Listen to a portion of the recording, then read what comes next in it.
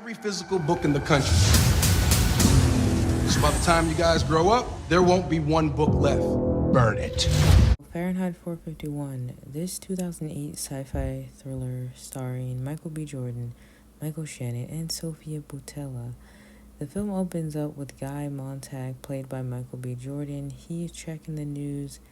Then he is on his way to burn some books with Captain John. So Montag's job is to catch eels, who are people who read books illegally and secretly, and their jobs are to burn books.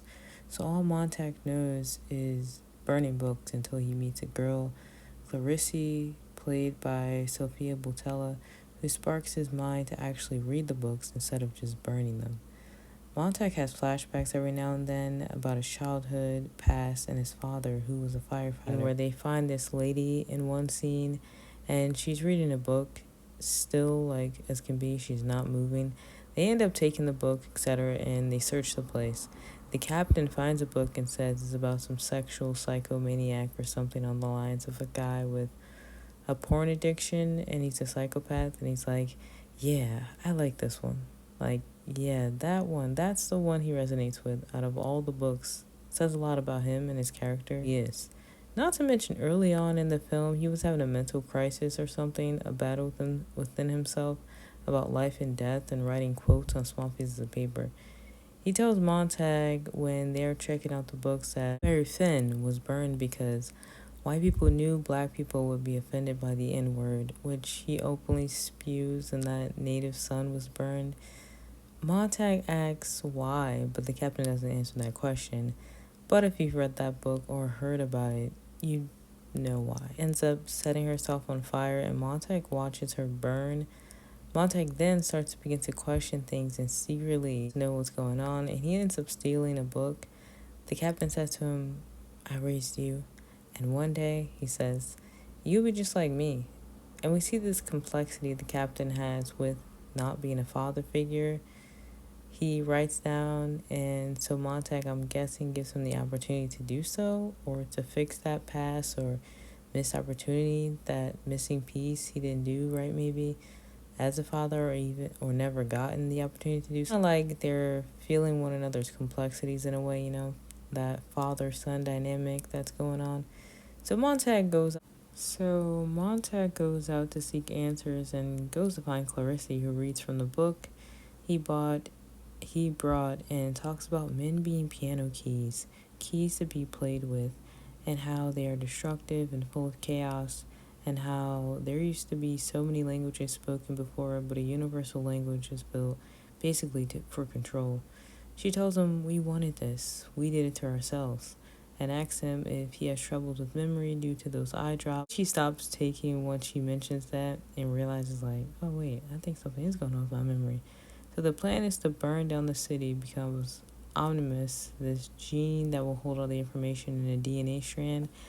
And they're like, we can't let this happen. We can't let that happen, basically. And his crew. Go-to word is salamander. And salamander were once believed to live in a fire without being consumed by it. It symbolizes power, protection, perseverance, something to do with mythology. Montag resigns, or at least tries to. And this man, the captain, basically gaslights him, and he says, you have a virus. It's nothing. Just sleep it off.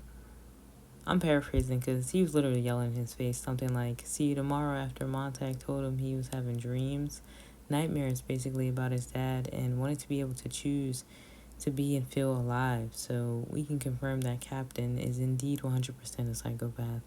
No doubt about it. Later on, Montag ends up proving himself to the revolution group to be a part of it, and they tell Montag his mission task is to go to deliver this bird, the bird with the Omnimus and the boy who is with the bird, so that it can be injected into more animals and be spread all around the world with the information. The captain wakes up from a nap, jumps up actually, and reads what he wrote about.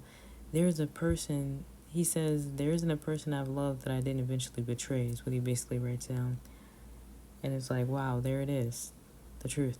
So Montag ends up burning one of his squad members, and Captain is like, you did it. I assume to say, like, you did it, you're like me in a way. But Montag is like, choice, and he's basically on the run. They report him, and he becomes a terrorist, which is crazy quick how that happened. They turned on him, but in the end he finds the bird of peace and is burned alive, captain, but saves the bird and sends a message so the information is spread amongst species and amongst the world.